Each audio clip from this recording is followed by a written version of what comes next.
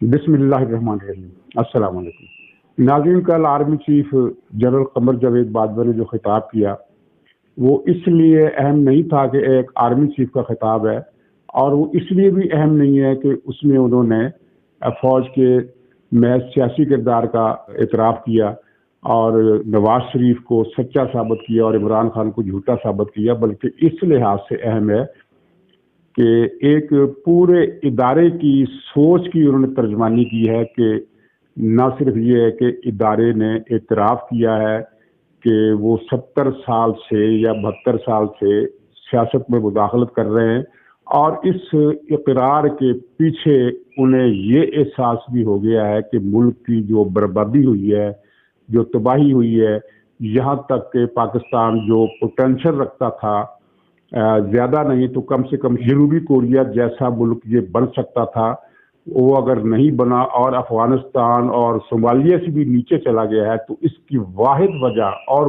कोई वजह नहीं है सिवाय इसके कि फौज ने गैर आईनी किरदार अदा किया। 70 साल से इक़्तिदार पर कब्जा रखा, अपनी मर्जी की और गलत फैसले किए, पै दर पै गलत फैसले किए, और उन गलत फैसलों का नुकसान अब जब उस इदारे को भी अपनी लपेट में ले रहा है तो उन्हें फिर ये इतराफ़ हुआ।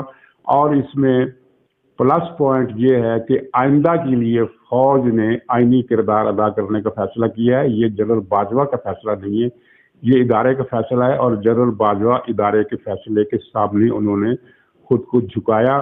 और वरना उनकी सोच, जनरल बाजवा साहब की सोच तो सियासी थी, और जनरल बाजवा साहब के दौर में जो सियासी मुदाखलत हुई वो मुदाखलत नहीं थी, वो सियासत को डिक्टेट करने का सामने आकर ऐलान था। इससे पहले पसे पर्दा मुदाखलत होती रही या मार्शल लॉ लगते रहे।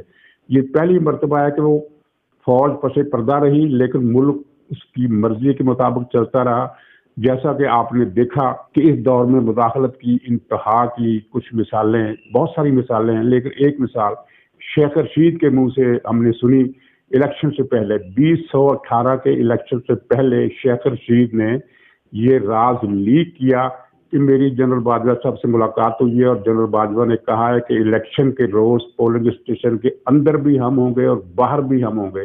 और फिर जो रवायत सामने आई, पता ये चला कि 3 लाख आदमी जवान पोलिंग स्टेशनों पर मौजूद थे और वोटरों को वोट नहीं डालने दे रहे थे, बल्कि खुद उनकी जगह ठप्पे लगा रहे थे। ये इस तरह का इकदाम इससे पहले ना यूब खान ने किया, ना ज़ियाउल हक ने किया, ना परवेज मुशर्रफ ने किया कि 3 लाख जवान जो है वो ठप्पे लगा रहे हैं।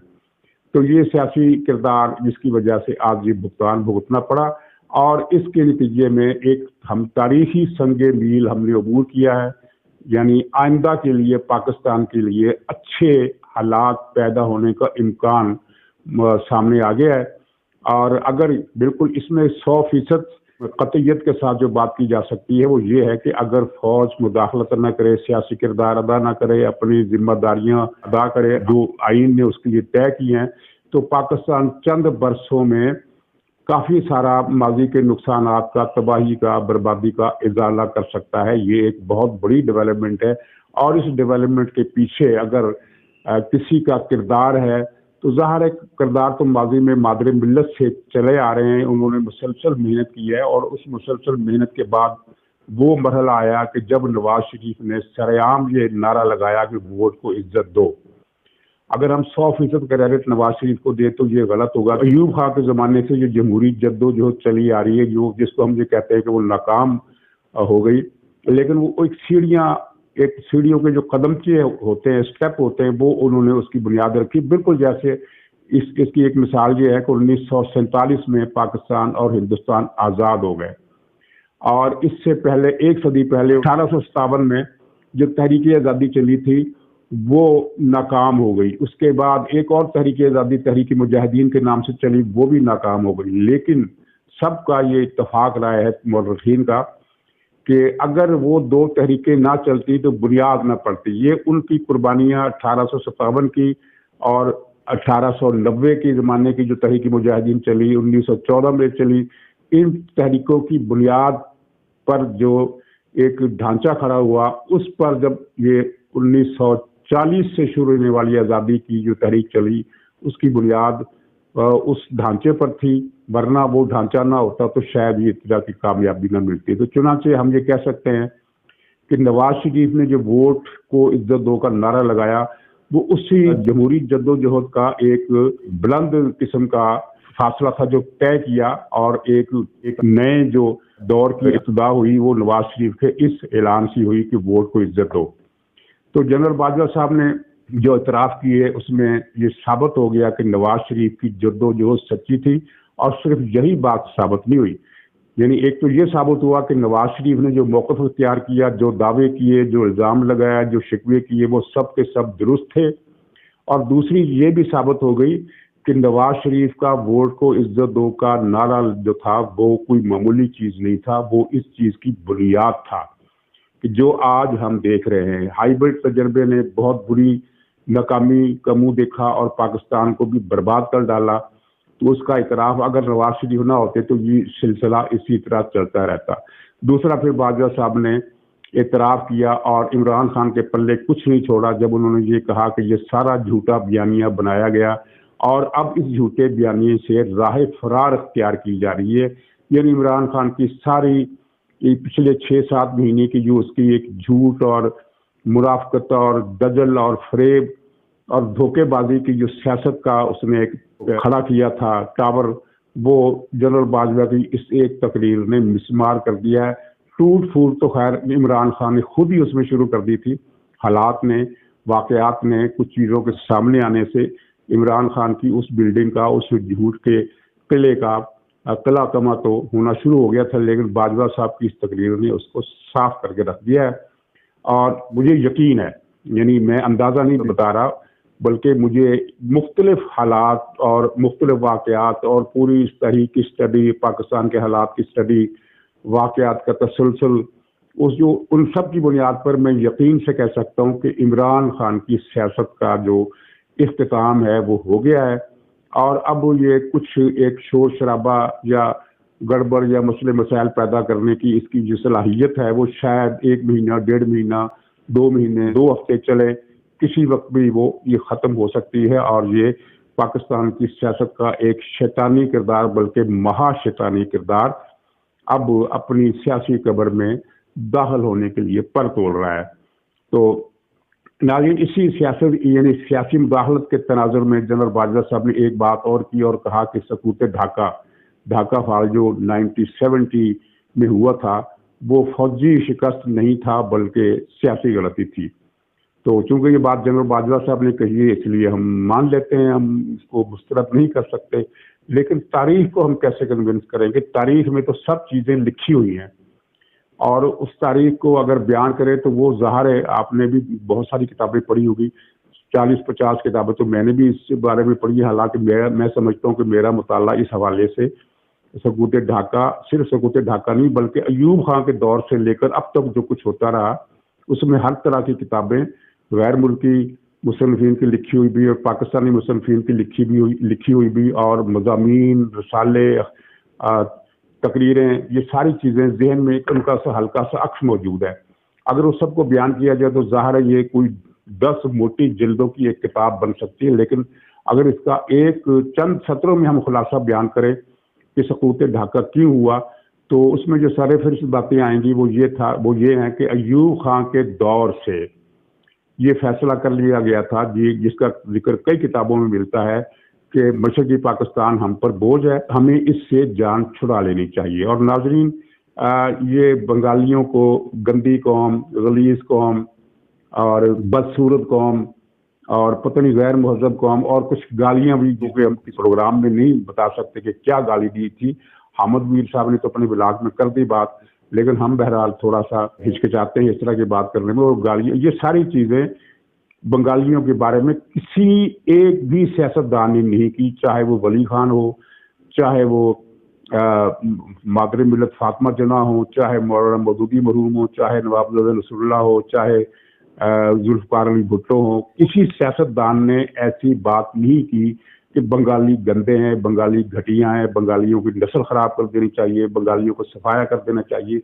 ये बात किसी सियासतदान ने नहीं की। अगर सियासतदान ने की होती तो फिर ये तारीख लिखती कि मशरक़ी पाकिस्तान की अलहदगी सियासतदानों की गलतियों की वजह से हुई। सियासतदान तो बंगालियों को अपना भाई मानते रहे, जैसे सिंधी हैं, जैसे पंजाबी हैं, जैसे पठान हैं, जैसे बलोच हैं, जैसे महाजर हैं, वैसे ही बंगाली भी है। लेकिन अयूब खान ने और उनके साथियों ने बंगालियों को कभी न तो मुसलमान माना और न ही इंसान माना, क्योंकि जब मशरक़ी पाकिस्तान की ये जंग चल रही थी, शुरू हुई थी, तो जनरल टिक्का खान का एक कॉल आलमी मीडिया में बड़ा मशहूर हुआ था कि हमें बंगाल की जमीन चाहिए, बंगाली शख्स अफराद आबादी नहीं चाहिए। मतलब ये था कि उस वक्त पाकिस्तान की 6 करोड़, मशरक़ी पाकिस्तान की आबादी 5-6 करोड़ के करीब, 5.5 करोड़ के करीब होगी।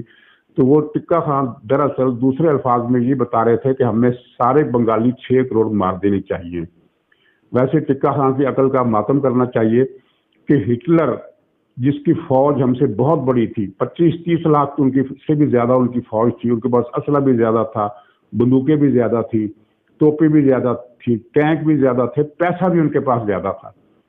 तो वो 5 साल के कत्लेआम के बाद भी उनका जो टोटल स्कोर यहूदियों के मुताबिक बनता है कि 60 लाख यहूदी मारे, जबकि कुछ दूसरे लोग इससे इख्तिलाफ करते हैं, वो कहते हैं कि 40 लाख के करीब यहूदी मारे। तो वो इतनी बड़ी सुपर पावर जो अपने ज़माने की थी, वो सारा जोर लगाकर 60 लाख से ज़्यादा यहूदी नहीं मार सकी। तो हम जो कि जर्मनी के मुकाबले में 10 गुना ज़्यादा गरीब कौम थे, 10 गुना ज़्यादा कम मुसल्लह कौम थे, तो वो 6 करोड़ बंगालियों को किस तरह ख़त्म किया जा सकता था? मुमकिन नहीं था। बहरहाल टिक्का खान, जाहिया खान ने जितने बंगाली मार सकते थे उन्होंने मारे, इसमें कोई शक नहीं।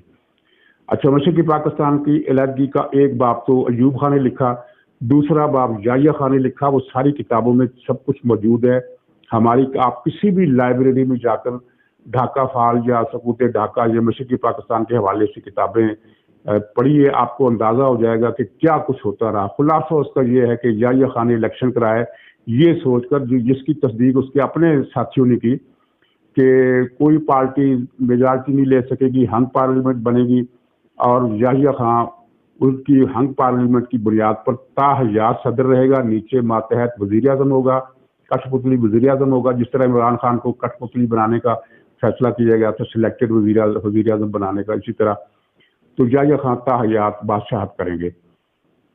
लेकिन जब नतीजे उलट आए तो जाहिया खान ने इरादा बदल दिया, इंतकाल इक़्तिदार का फैसला उसने खुद मंसूख किया।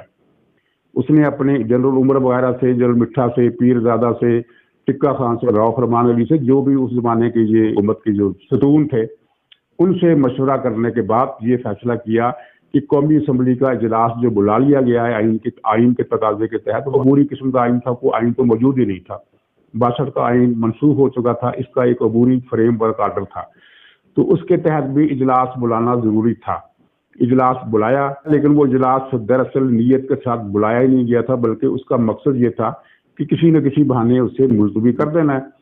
क्योंकि अगर इजलास बुलाया जाता है, वो इजलास होता है, तो फिर शेख मुजीबुर रहमान को वजारत उज़्मा देना पड़नी है, जो कि जाहिया खान के खाके में नहीं था।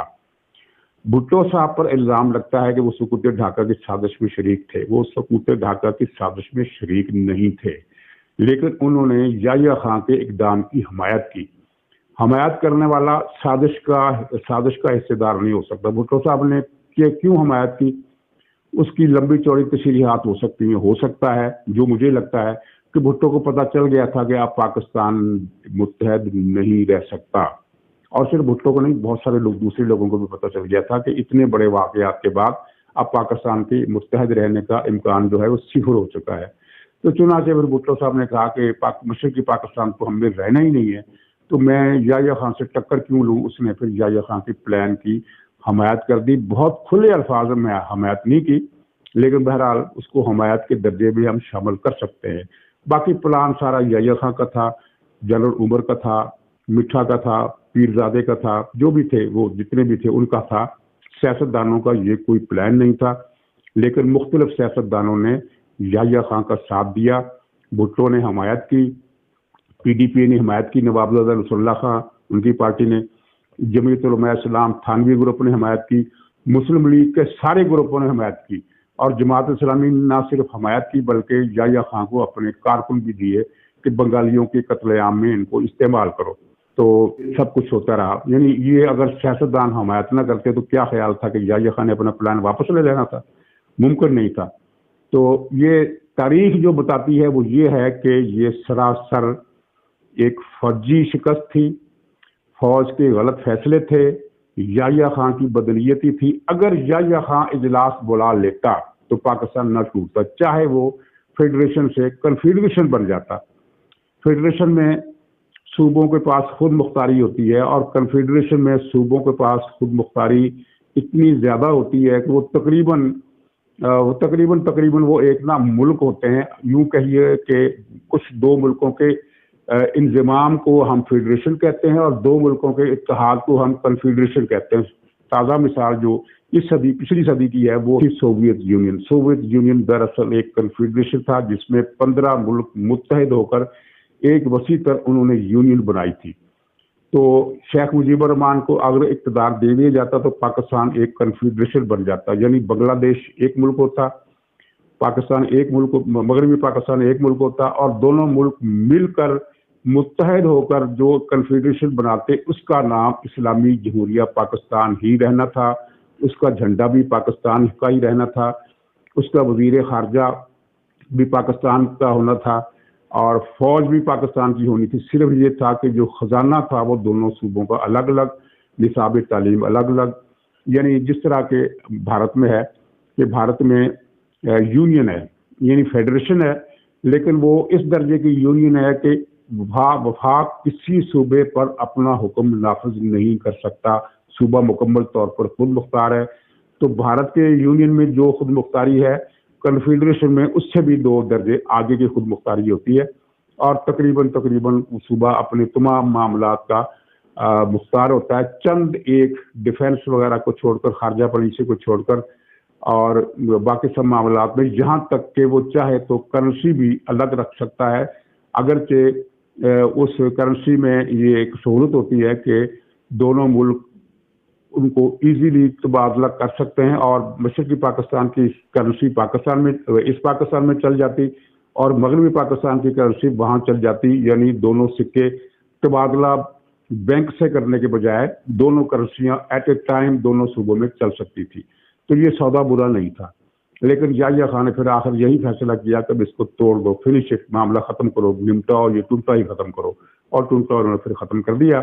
ورنہ جنرل نیازی ابھی اور بھی جنگ لڑ سکتا تھا. پاکستان کے وہاں کتنے فوجی تھے؟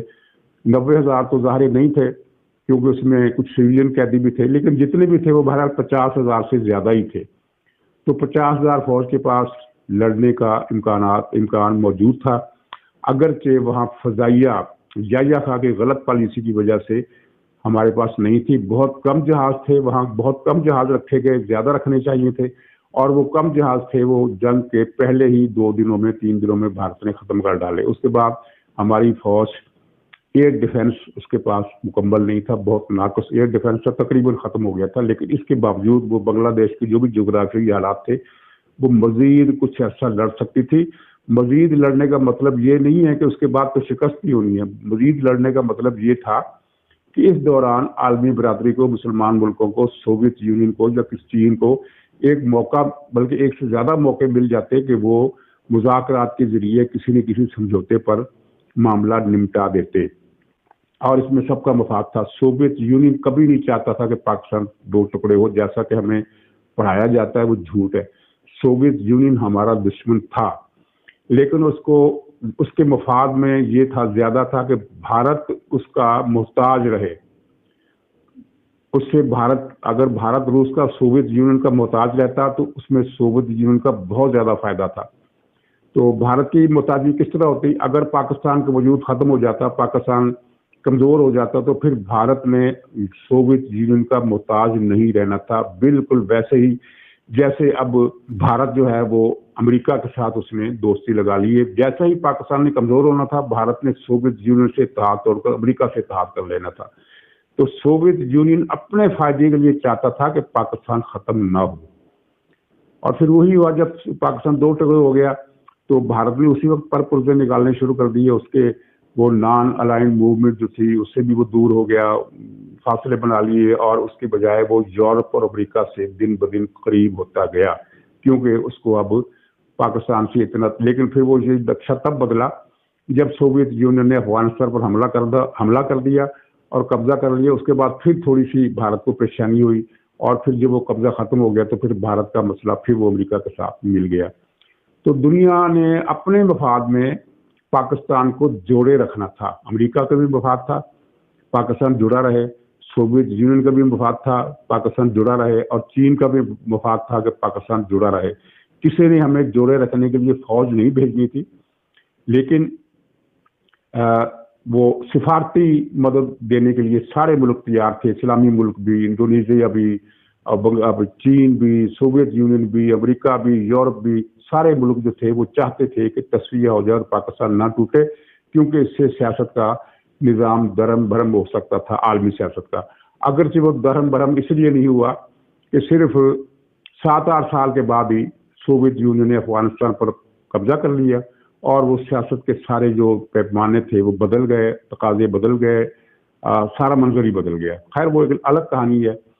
تو تاریخ تو یہ لکھتی ہے کہ سکوت ڈھاکہ فوج کے غلط فیصلوں اور فوج کی جنگ نہ لڑنے کی صلاحیت کی وجہ سے یہ پیش آیا. جنگ نہ لڑنے کی صلاحیت کا مسئلہ یہ تھا، دو تھے. ایک مسئلہ یہ تھا کہ وہ فوج سیاست میں ملوث تھی، وہ جنگ لڑنے کی جب صلاحیت اس میں پھر اس طرح نہیں رہتی. اور دوسرا یہ ہے کہ انہوں نے مشرقی پاکستان میں مناسب تعداد میں ہتھیار پہلے سے جمع نہیں کیے. اگر جنگ کا فیصلہ انہوں نے کر ہی لیا تھا، اور انہوں نے کر لیا تھا کہ ہم نے جنگ کرنی ہے، تو پھر ان کو چاہیے تھا کہ جنگ کے شروع ہونے سے پہلے کسی بھی طریقہ سے سری لنکا کے ذریعے یا جو بھی ہے ان کو وہاں فضائیہ ہیلی کاپٹر، مزید جیپیں، مزید توپ خانے وہاں پہنچا دینے چاہیے تھے، لیکن نہیں پہنچایا. چنانچہ جنگ لڑنے کی صلاحیت میدان جنگ میں بھی محدود ہو گئی، اور کارکردگی کے لحاظ سے وہ ماشاء اللہ میں جب ماشاء اللہ لگتا ہے تو فوج لڑنے کے قابل نہیں رہتی. چنانچہ جنرل باجوہ صاحب کی اس بات سے ہم اتفاق کر لیتے ہیں، لیکن تاریخ اس پر اتفاق نہیں کرے گی. یہ 100%، 99% نہیں، 98، 95، 96% نہیں، 100% یہ فوج ہی کی شکست تھی، اس کی پالیسیوں کی شکست اور اس کی جنگ لڑنے کی شکست. یہ دو باتیں کلیئر تاریخ میں درج ہیں. احتراماً ہم جنرل باجوہ صاحب کی بات مان لیتے ہیں. تو یہ جو اعتراف کیا گیا ہے یہ تو خیر چلیے ماضی میں جو کچھ ہوا، ماضی قریب میں 6-7 برسوں میں جو کچھ ہوا، ہم نے دیکھا کہ کس طرح نواز شریف کو ایک غلط مقدمے میں، جھوٹے مقدمے میں پہلے نااہل کرایا گیا. کس نے نااہل کرایا؟ اس وقت جب کوئی صحافی یا کوئی سیاسی کارکن دبے لفظوں میں یہ بات کر دیتا تھا کہ عدلیہ کو واٹس ایپ پر فیصلے آتے تھے، اور عدلیہ کے جج صاحبان، چاہے وہ سپریم کورٹ ہو چاہے وہ نیب کورٹ ہو، وہ لکھے لکھائے فیصلے پڑھ کر سنا ڈالتے تھے. یہ بات جس نے بھی کہی اس پر ایک الزام لگا، اور پوری ریاستی مشینری اور میڈیا کے گروپ جو فوج نے اپنے دائرہ اثر میں لے لیے تھے، جن پر اربوں روپے کی رقم خرچ ہوئی، وہ گل مچا دیتے کہ یہ شخص غدار ہے، یہ اداروں پر الزام لگا رہا ہے، یہ اداروں کی ساکھ خراب کر رہا ہے، یہ اداروں کو دشمن ہے، یہ فوج کو دشمن ہے، یہ پاکستان کو دشمن ہے. آج وہ ساری باتیں سب لوگ کر رہے ہیں، اور اب تو سرکاری سطح پر بھی اعتراف ہو گیا کہ ہاں یہ ساری باتیں درست تھی.